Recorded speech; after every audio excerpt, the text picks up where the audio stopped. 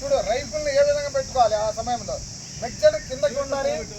ఎటువైతే దొల్లుతామో మనము అటు కాలు పైకేసి ఉండాలి.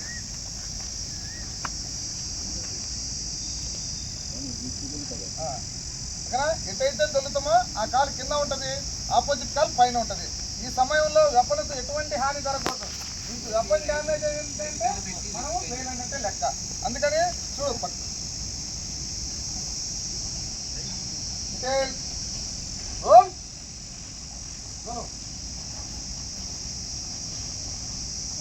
ఆగు.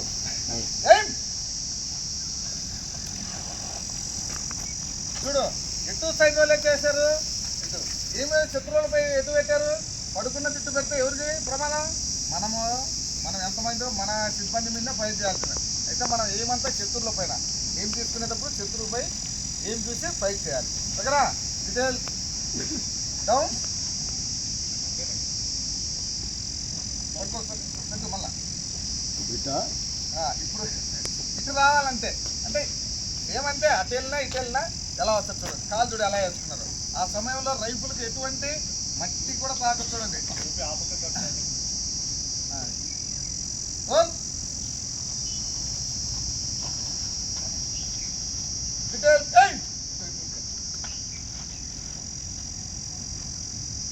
అర్థమైందా? అర్థమైందా?